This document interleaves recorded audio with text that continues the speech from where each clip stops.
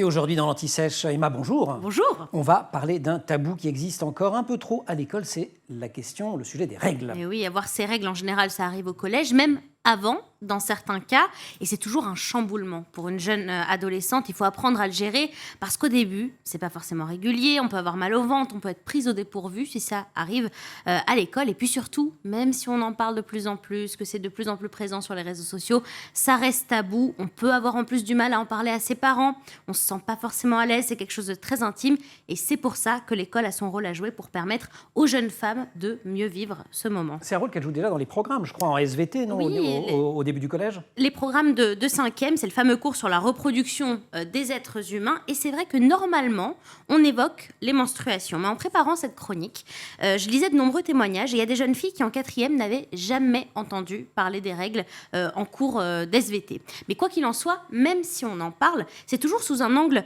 physiologique et anatomique et jamais sous un angle pratique. Or, quand on vient d'avoir ces règles, c'est la pratique qui est important. Comment on fait pour se sentir bien, voilà, pour se protéger, pour se sentir bien pendant qu'on a ces règles. Et c'est là que l'école a un petit peu de mal à être à la hauteur. Mais oui, rien que sur la question de l'hygiène, selon une étude réalisée en 2020 par Essity, une entreprise qui est spécialisée dans les produits d'hygiène, 68% des filles interrogées déclarent être mal à l'aise à l'idée d'utiliser les toilettes quand elles ont leurs règles. Autre chiffre, 31% des filles ont déjà manqué les cours à cause de leurs règles parce qu'elles ne se sentaient pas assez à l'aise pour venir en cours, justement. En fait, elles se disent...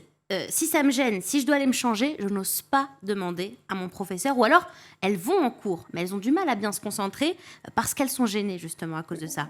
Le résultat, c'est que ça peut creuser les inégalités. Parce que les garçons n'ont pas ce sujet. Voilà, entre les filles et les garçons. Il y a la question du coût aussi. On parle beaucoup. Voilà, puisque la précarité menstruelle, le fait de ne pas pouvoir, aussi, voilà, le fait de ne pas pouvoir s'acheter de protection, mais elle concerne des milliers de jeunes filles en France. Il y a quand même une prise de conscience et depuis quelques années, un certain nombre d'établissements qui ont décidé de réagir. Et oui, on voit de plus en plus arriver les distributeurs gratuits de protection hygiénique dans les lycées.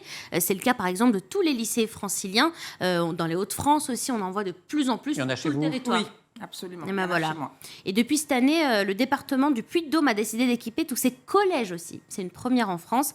Donc, on avance. Il y a aussi des associations qui interviennent dans les collèges et les lycées pour sensibiliser les élèves à ces questions. Sachant, et on termine peut-être par là, Emma, qu'il devrait y avoir des cours obligatoires d'éducation à la vie affective, relationnelle et sexuelle. Tout ça est prévu d'ailleurs et pas forcément fait. Petit couac aussi, c'est la loi Aubry de 2001, loi qui prévoyait 3 séances annuelles à l'éducation à la sexualité du CP à la terminale.